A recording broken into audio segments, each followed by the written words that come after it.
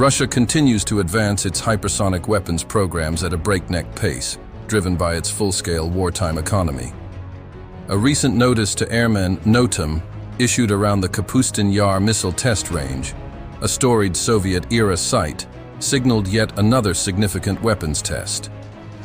According to the Ukrainian defense outlet Militarny, the NOTAM, issued for May 12 and 13, was likely related to the testing of Russia's RS-26 Oreshnik, meaning hazel, a long-range hypersonic missile capable of nuclear delivery. The RS-26 Oreshnik previously gained attention in the Ukraine war when Moscow launched it against the Ukrainian city of Dnipro on November 21, 2024. This retaliatory strike followed Western approval for Ukrainian forces to deploy long-range cruise missiles deep into Russian territory, an action Moscow condemned as a major provocation. Although the Oreshnik strike was destructive, it fell short of its full destructive potential. Analysts believe the missile could have carried a significantly more powerful warhead had Moscow wished to escalate dramatically. This restraint may have been a deliberate signal or a calculated threat. Technically, the Oreshnik is capable of reaching Mach 10, over 7,500 miles per hour, with a range exceeding 3,000 miles, making it capable of striking any location in Europe, and potentially the US West Coast. As a hypersonic glide vehicle, it poses a severe challenge for Western air defense systems, most of which were not designed to counter such threats. The Terminal High Altitude Area Defense (THAAD) system, developed by the United States, is often cited as the West's best chance to intercept hypersonic weapons. However, its real-world performance remains unproven against actual hypersonic threats. A recent example underscores this vulnerability. In the ongoing Middle East conflict, Houthi rebels launched a Palestine II hypersonic missile at Ben Gurion Airport in Israel, bypassing THAAD defenses.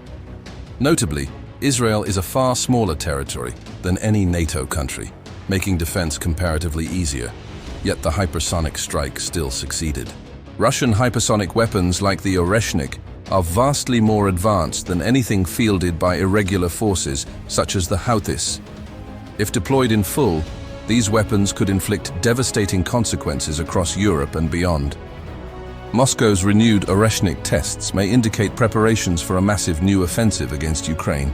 Historically, NOTAMs near Kapustin Yar, such as one in December 2024, have preceded large-scale Russian missile strikes involving ballistic, cruise, and hypersonic weapons. If past patterns hold, another significant strike may be imminent. By ramping up hypersonic weapons readiness, Russia is sending a direct warning to both Kyiv and Western capitals: negotiate or face devastation. NATO's current defense systems are not equipped to stop a concerted hypersonic assault. The timing of these developments is crucial. Reports suggest that Moscow may be attempting direct negotiations with Kyiv, bypassing US influence.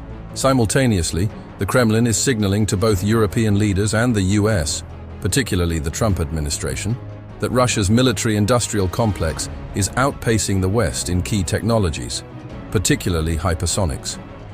While the Pentagon scrambles to catch up, Russia already fields systems that could punch holes in Ukrainian defenses, enabling rapid ground force advances. If the upcoming strikes succeed, Putin may abandon diplomacy altogether, calculating that total victory is within reach. Western leaders must confront a sobering reality.